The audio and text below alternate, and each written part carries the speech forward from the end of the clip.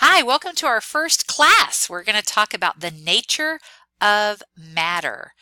And in our discussion today, I want you to imagine a stuffed animal. And if we were in class face to face, I would bring those puppy dogs and bears and stuffed animals back in.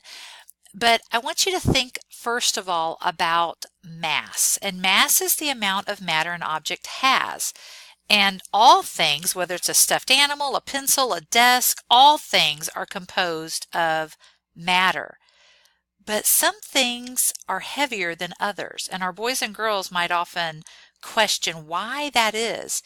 And things are heavier than other things because they're composed of more matter. And it's not just the matter, but the composition of how tightly packed the matter is. If you think about a plastic spoon and a metal spoon, the tighter the matter is packed, the heavier the object is, and the greater mass it has. And so I want you to think about a plastic spoon and a metal spoon might be the same size, but that metal spoon definitely has the matter packed in there more tightly.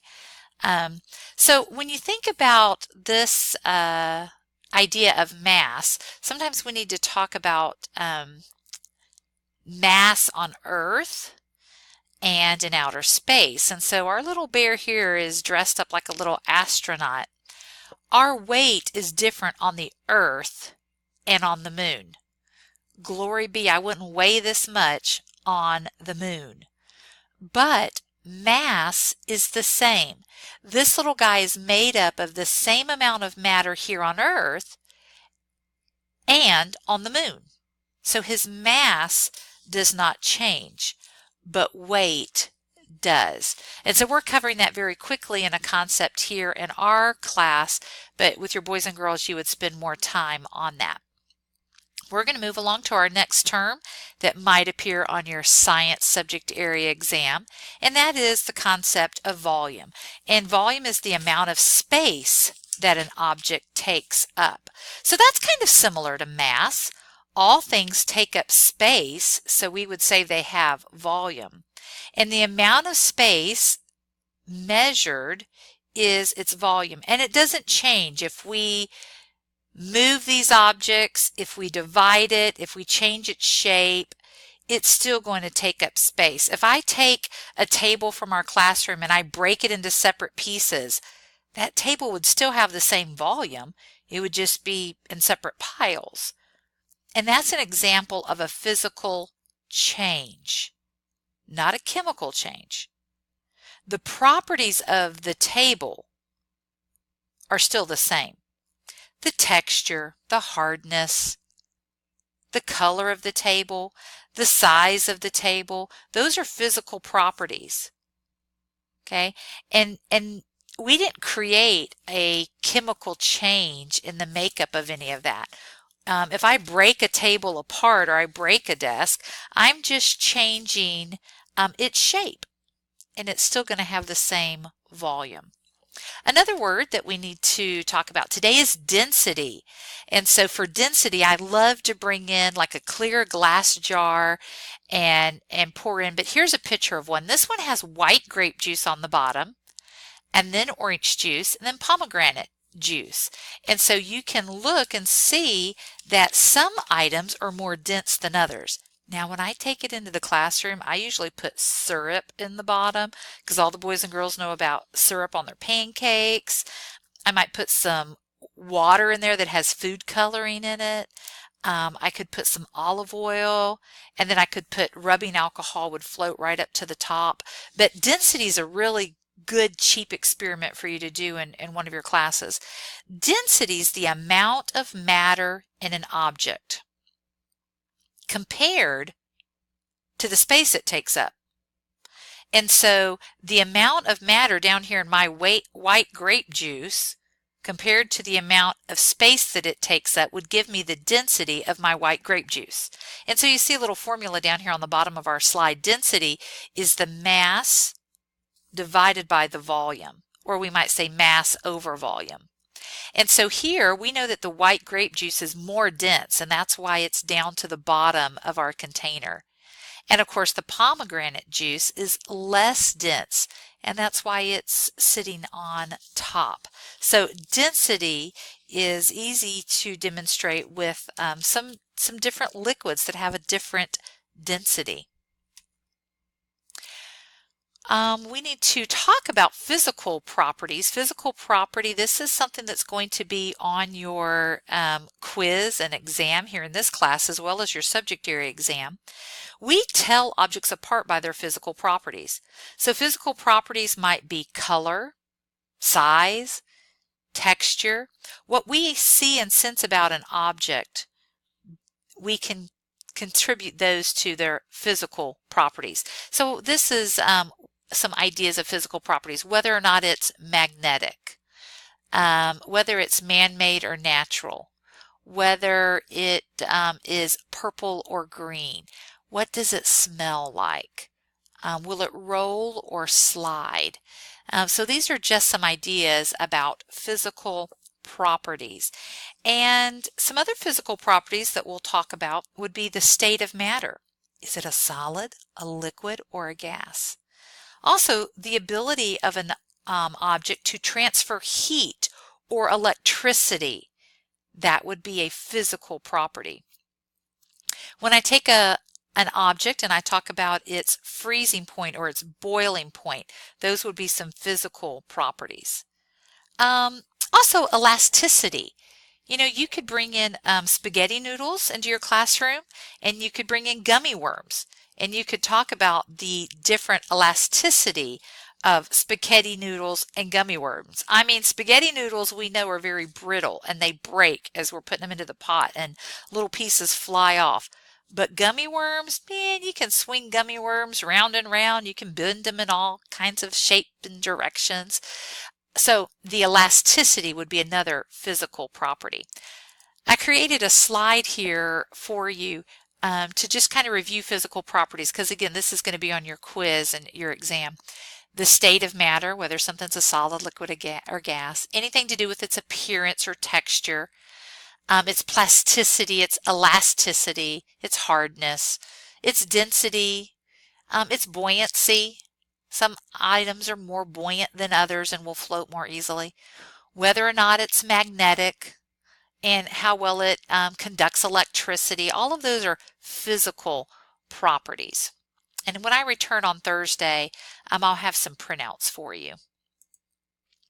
Now, we also want to know what chemical properties are, and our chemical properties would be whether an object is flammable or not.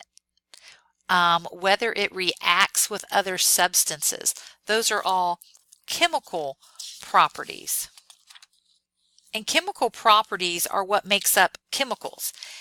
We also use chemical properties in science when we're talking about how well something will react with something else. Or maybe it has a terrible reaction when we mix it with another chemical. So those would be chemical properties.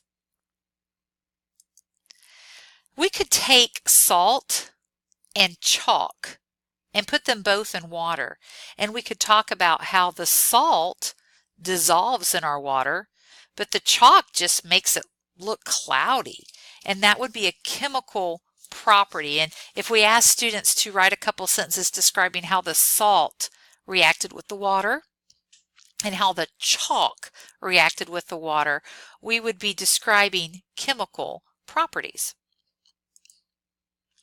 So we're going to ask our students to identify and differentiate between physical and chemical changes.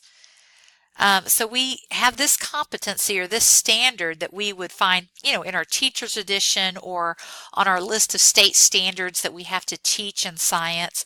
And so there's a couple different ways that we could do that. When we talk about a physical change, a physical change doesn't result in a new substance. Changes from one state of matter to another are examples of physical changes.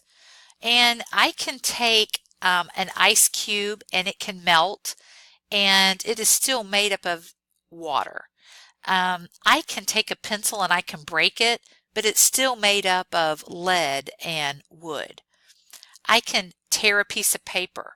I can just change its shape somehow. I can cut it, I can shred it, but that is just a physical change. When we meet back in class together, we're going to do a little worksheet together to talk about physical changes.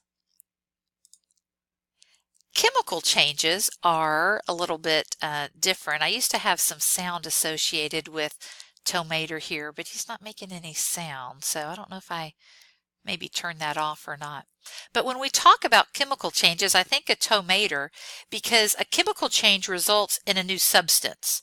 And maybe there's a chemical change or a chemical reaction that's taken place, like Tomater turning to rust. And when he is changing from a shiny metal to a rusty metal, there's a chemical change taking place. And so anytime we talk about burning, rusting, tarnishing, those are words that let me know a chemical change has taken place. And so you can bake something with your boys and girls.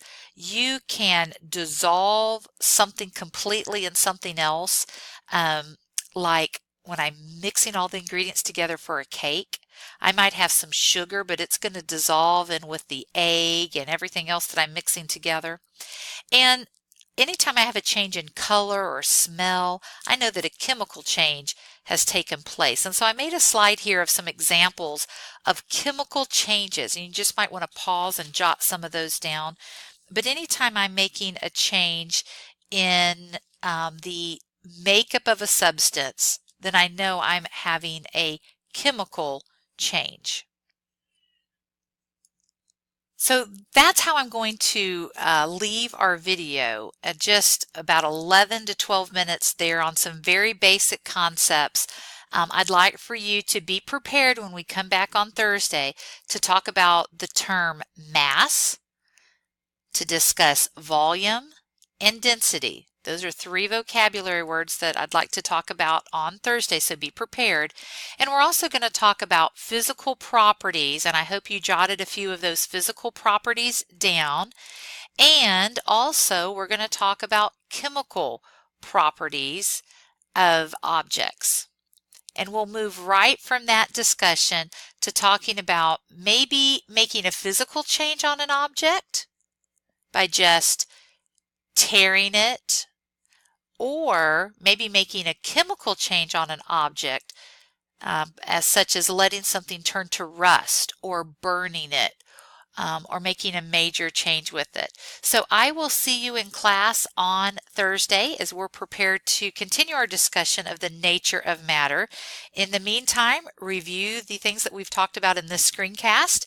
And also don't forget we had a few special math terms: addend, sum, subtrahend, minuend, difference, and then factor and product. And then for our division problem, divisor, dividend, and quotient. So just be sure that you're reviewing those math terms, and I look forward to seeing you on Thursday. Thanks.